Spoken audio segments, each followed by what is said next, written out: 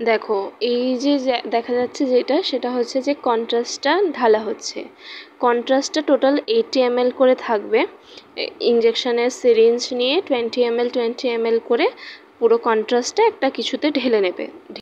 একটু বেশিও নিতে পারো, যাতে বাই এনি চান্স কখনো বাবলস ক্রিয়েট হয়ে যায়, সেই বাবলসগুলো বাইরে বার করে দিতে এটা অনেক হেল্প করে।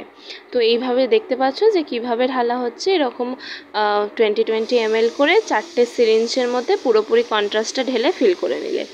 আর এই হচ্ছে কন্ট্রাস্ট। এবার দেখো এখানে যে মেশিনটা তোমরা দেখতে পাচ্ছ, সেই মেশিনটায় এই যে সুইচটা রয়েছে, এইটা নিচের যে অ্যারোটা রয়েছে, নিচের অ্যারোটা ক্লিক করলে কন্ট্রাস্টটা ওই পাইপটার মাধ্যমে ওই যে যে সিরিঞ্জ রয়েছে, বড় সিরিঞ্জ, ওর মধ্যে ওই কন্ট্রাস্টটা ঢুকতে থাকবে। দেখো কিভাবে হচ্ছে এটা। এইভাবে কন্ট্রাস্টটা পৌঁছতে থাকবে। যদি কখনো এয়ার বাবলস ক্রিয়েট হয়ে যায়, তাহলে সেটা একটু কন্ট্রাস্টটা আপ সাইডে ক্লিক করে একটুখানি বার করে দিয়ে আবার ঢুকিয়ে দেবে, তাহলে দেখবে কন্ট্রাস্টে যে বাবল ক্রিয়েট হয়েছে সেই বাবলসগুলো আর ক্রিয়েট হবে না। তো ঢোকাচ্ছে এখন।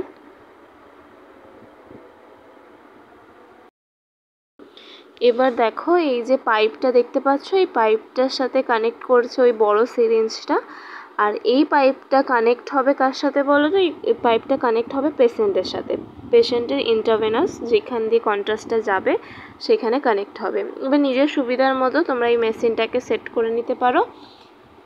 এবার এই দিকে চলে আসো মনিটরে। মনিটরে 3টে ফেজ দিয়েছে, এ বি সি। 3টে ফেজ তুমি তোমার মতো অ্যাড করবে। যতটা কন্ট্রাস্ট দেবে ততটা লিখবে। এখানে যতটা কন্ট্রাস্ট দেওয়া হয়েছে ততটা লেখা হয়েছে। আর তারপরে আরও কিছু সেট করতে হবে, যেমন হচ্ছে এই দেখো এখানে কত ml পার সেকেন্ড যাবে সেটা সেট করা হয়েছে 1.9 ml। এবারে চলে আসো কিভাবে প্রসিডিওরটা হচ্ছে।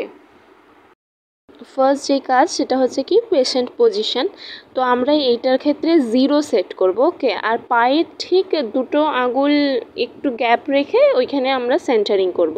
তো দেখো এখানে কিভাবে করা হচ্ছে, ঠিক দুটো আঙুল গ্যাপ রেখে সেন্টারিংটা করা হচ্ছে পেশেন্টের। যেহেতু আমরা লোয়ার লিম্ব নেব, তাই ঠিক লোয়ার লিম্বেই করছি আমরা। আর এবার দেখো লাইটটা অফ করলাম এবং 0 সেট করলাম।